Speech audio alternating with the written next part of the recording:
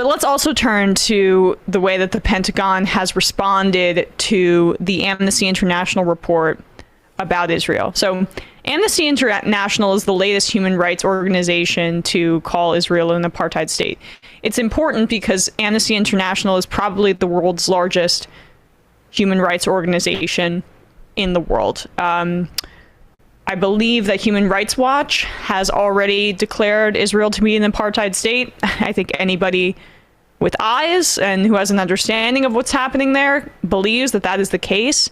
It's been 54 years of occupation. Palestinians have tiered ID cards while Israelis can move freely. Palestinians cannot participate in these elections that affect their lives. Israelis can do so freely. Israel can revoke the residency status of Palestinians at whim and without any real recourse. There are a variety of clear indicators of apartheid, let alone the fact that the ports are controlled by Israel. The water supply is immensely tainted in the occupied Palestinian territory. Clean water is very hard to get. Palestinians are killed in these conflicts at a disproportionate rate.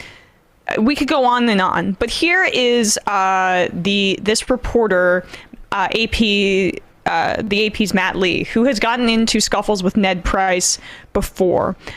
He asks Ned Price here how they can use the Amnesty International reports in other instances as a way to bolster their claims about human rights abuses, but then ignore and take no issue with the report on Israel here. And Ned Price does not appreciate this question, but I very much do. Of outside reports, but you certainly cite them quite a bit in your own human rights report. And I went back and looked, and in terms of just the last human rights report cited Amnesty International on Ethiopia, on Cuba, on China and Xinjiang, on Iran, on Burma, on Syria, on Cuba, and those references are endorsements of what this group, Amnesty, and then other groups as well that are cited have found.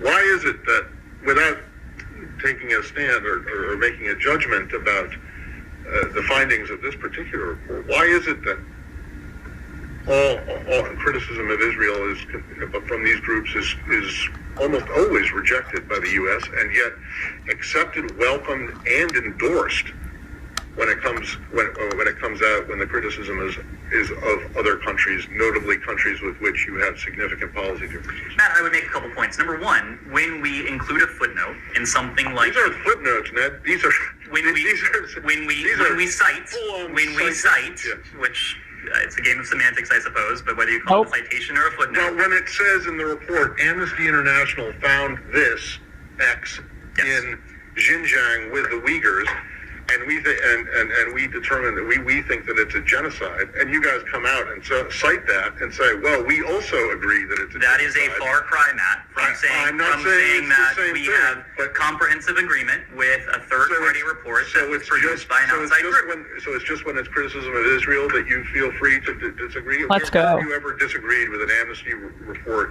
or a human rights report on a country such as Iran? This is not, Matt, this is not about any outside group. This is about our vehement disagreement with a certain finding in a report by an outside group. Okay. There are plenty of times where we cite, as you said, outside groups in our own reports. We cite the facts that they have uncovered, that they have put forward. But I don't think you're going to find any citation in any State Department document. And I don't think I'll regret saying this. It says the department agrees on a comprehensive basis with absolutely everything that's in this report. Yeah, another. Can I just go ahead. Like, he's acting as if there's it's like a small thing in the report. The main calls it a footnote. Yeah, it's the finding of the report with that Israel is an apartheid state, which has been recognized by more and more groups, frankly, and that's not some minor thing that you can have a disagreement with. Like, why do you have such a vehement disagreement with it? It's because you are on the hook for them with in imperial alignments. Yeah, I have the report right here. It's multiple pages. It's not a footnote. It's not a footnote. And here it says, a system of apartheid is an institutionalized regime of oppression and domination by one racial group over another. It is a serious human rights violation which is prohibited in public international law. Amnesty International's extensive research and legal analysis carried out in consultation with external experts demonstrates that Israel enforces such a system against Palestinians through laws, policies, and practices which ensure their prolonged cruel discriminatory treatment. That is the facts of the ground. That's not a footnote, right? He's, I know he's just talking about his own report, I believe there, but he's trying to minimize it. It's semantics. Yeah. He's trying to minimize it as well. Where Amnesty International held a press conference, this should have been done a long time ago, but they put the weight of their credibility behind this accusation, and the fact that Amnesty International has this built-up international credibility. The United States is happy to use that to their own imperial ends, to bolster their claims against China because they want to spurn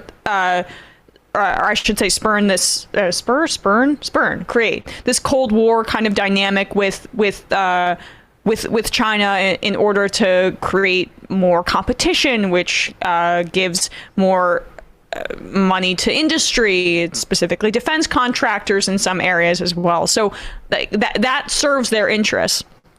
But calling into question the U.S. funding of Israel and the apartheid and the squalor that we create and the systems of oppression that we continue to uphold internationally while we clutch our pearls about what's happening in other countries. I mean, let alone our funding for Saudi Arabia, which is currently committing massive human rights violations in Yemen, as well as domestically in their own country. We're happy to use Amnesty International's credibility for our own purposes. But, the reporter here was calling out that obvious hypocrisy, and Ned Price has no good answer for it. It shows why the State Department is not a good vehicle to join with people in these concerns, because they don't share them. It's just a warrant for them to do what they want to do in certain places. So yeah, like people get upset about certain areas. Like this, fine, we'll keep this lesson. And every time the State Department draws out something, like I think there should be skepticism towards it, frankly. Yeah, never take what the government, especially dominant imperial governments, say seriously. I mean, that is the great rule of thumb. Unless it is backed up by activists and facts on the ground. Often, I mean, it's the same thing when, by the way, every news outlet takes Israel's claims about the Iron Dome at face value. The fact that it stops 90% of Hamas's rockets. That is just the Israel Defense Department. I don't even remember exactly what it's called, but that is the Israeli government saying those statistics and repeated by every news source out there. There's that is a way to uphold the Iron Dome funding and in fact increase it.